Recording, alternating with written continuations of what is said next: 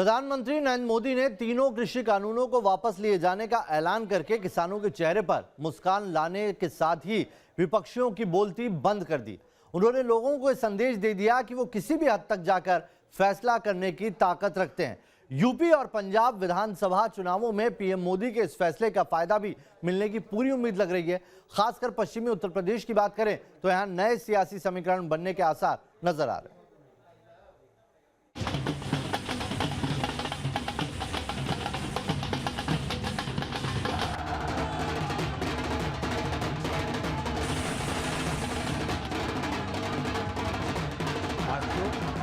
मैं आज देशवासियों से क्षमा मांगते हुए 3 कृषि कानूनों को वापस लेने का, रिपील करने का निर्णय लिया है।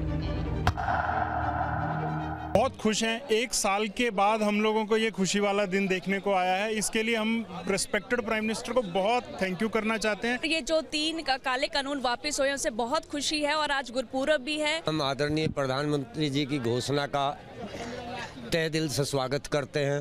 मोदी जी आप आगे बढ़िए, सारा देश किसान, भारत का किसान आपके साथ है। माननीय मोदी प्रधानमंत्री ने एक तीर से कई शिकार कर लिए। कृषि कानूनों की वापसी का ऐलान कर उत्तर प्रदेश की सत्ता की राह में बाधा बन रहे किसान आंदोलन के पत्थर को एक तरह से हटा दिया। तो वहीं पश्चिमी यूपी में एक बार फिर से बीजेपी आक्रामक रुख अख्तियार कर सकी है। कृषि कानून वापस, वेस्ट यूपी की चुनौती खत्म।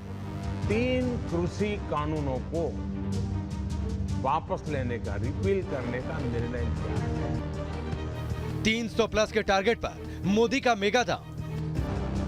प्रदेश सरकार की ओर से हृदय से स्वागत करते हैं। चुनाव से पहले चुनौती पर पूर्ण विराम।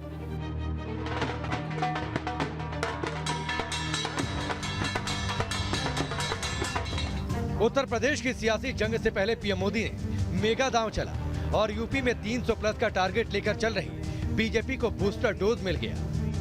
खास तौर पर पश्चिमी यूपी के लिए, जहां माना यह जा रहा था कि कृषि कानूनों को लेकर बीजेपी के लिए चुनौती बड़ी थी, लेकिन मोदी सरकार के एक बड़े फैसले ने पश्चिमी यूपी की लड़ाई को बेहद रोचक बना दिया है। अब सवाल है कि कृषि कानूनों को वापस लेने की घोषणा के बाद वेस्टर्न यूपी में आरएलडी की राजनीति पर क्या असर होगा? समाजवादी पार्टी आरएलडी गठबंधन का क्या होगा?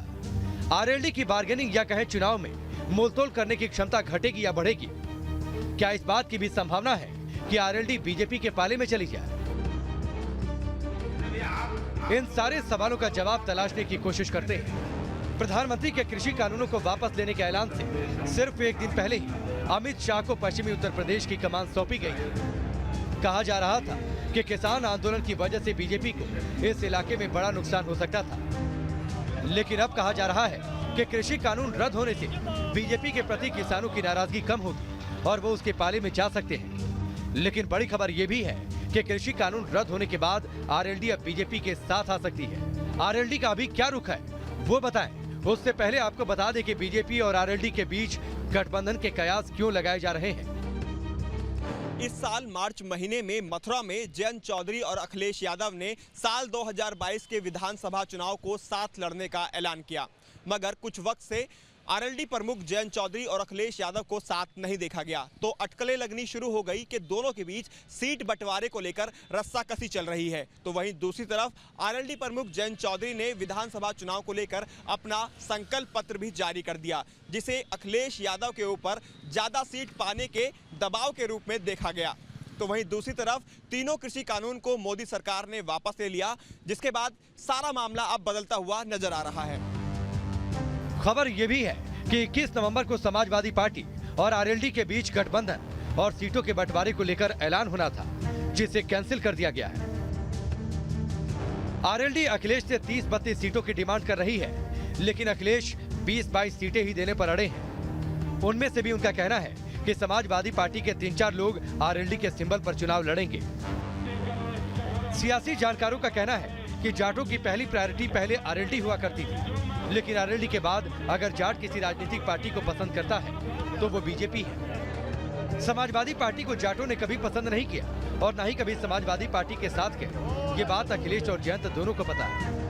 ऐसे में सियासी पंडितों का कहना है कि अगर जयंत चौधरी समाजवादी पार्टी के साथ मिलकर 20 सीटों पर भी चुनाव लड़ते हैं तो उनके लिए जीत की राह आसान नहीं होगी। लेकिन अब जब किसानों की नाराजगी की वजह खत्म हो चुकी है, ऐसे में अगर जयंत चौधरी बीजेपी के साथ मिलकर चुनाव लड़ते हैं तो न सिर्फ उनकी स्ट्राइक रेट बढ़ेगी बल्कि उनके लिए विन विन पोजीशन होगी। आखिर कैसे, वो इन आंकड़ों से समझते हैं। 2017 के चुनावों में वेस्ट यूपी में बीजेपी को 37 सीटें मिली थी। वोट शेयर 43.5% था। पिछले विधानसभा चुनाव में पश्चिमी यूपी में आरएलडी का वोट शेयर 5% से ज्यादा था।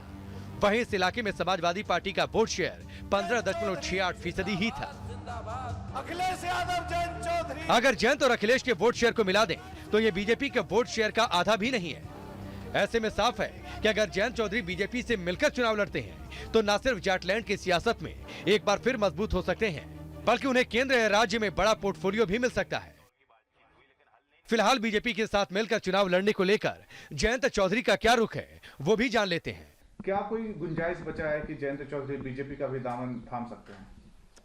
नहीं, उसका आधार क्या होगा? जो 7 साल हम जनता के बीच रहे, मुद्दों को लेकर रहे, विपक्ष में रहे, हमने इस बात की फिक्र नहीं की कि कितने बड़े बहुमत बीजेपी को मिल रही है, सत्ता मिल रही है। बहुत सी पार्टियां टूटी, बहुत से लोगों ने समझौते कर दिए, बहुत से लोगों ने दल बदल लिए। हम लगातार इस छोर पे रहे। तो अब क्या कारण होगा कि कौन सी बड़ी ऐसी उपलब्धि हो जाएगी 2 महीने के अंदर कि हम अपने इन स्टैंड को बदल लें। जयंत चौधरी ने खुलकर अपने पत्ते तो नहीं खोले, लेकिन उन्हें भी पता है कि साल 2013 में हुए मुजफ्फरनगर दंगों के बाद पश्चिमी यूपी में जाटों और मुसलमानों के बीच पैदा हुई खाई किसान आंदोलन की वजह से पड़ती नजर आ रही थी। आंकड़ों के मुताबिक पश्चिमी उत्तर प्रदेश में 32% मुसलमान और 12% जाट है। किसानों में सबसे बड़ी आबादी जाटों की है। कृषि कानूनों के खिलाफ चल रहे किसान आंदोलन ने 2014, 2017 और फिर 2019 में वेस्ट यूपी में बड़ी बढ़त कायम करने वाली बीजेपी की मुश्किलें बढ़ाने का काम किया था। इसी दौरान समाजवादी पार्टी ने जयंत चौधरी की पार्टी आरएलडी से गठबंधन कर इस माहौल का फायदा उठाने की रणनीति बनाई। यूपी में सरकार बनेगी जयंत और अखिलेश की। यूपी में सरकार बनेगी जयंत और अखिलेश की। यूपी में सरकार बनेगी। समाजवादी पार्टी और आरएलडी को उम्मीद थी कि जाट, मुस्लिम, यादव समेत कुछ अन्य बिरादरियों के वोट का फायदा मिल सकता है, लेकिन कृषि कानून की वापसी के बाद अब सियासी समीकरण बदल सकते हैं। कृषि कानूनों की वापसी का मतलब सीधा है विपक्ष का मुद्दा खत्म हो जाना, यानी पश्चिमी यूपी के अखाड़े में विपक्ष का मुस्लिम जाट समीकरण वाला बड़ा दांव ध्वस्त हो सकता है।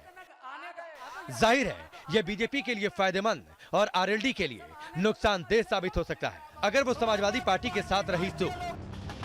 वेस्ट यूपी में बीजेपी एक बार फिर से पहले की तरह ही आक्रामक रुख अख्तियार कर सकी है। सियासी जानकार ये भी कह रहे हैं कि कृषि कानूनों की वापसी से आरएलडी की राजनीति को दोहरी चोट लगी है, क्योंकि आरएलडी के लिए किसान आंदोलन एक संजीवनी की तरह था, लेकिन अब आरएलडी की बार्गेनिंग क्षमता घट जाएगी। इसलिए ये भी हो सकता है कि समाजवादी पार्टी के साथ आरएलडी का गठबंधन न हो या आरएलडी को बीजेपी के साथ जाना पड़े।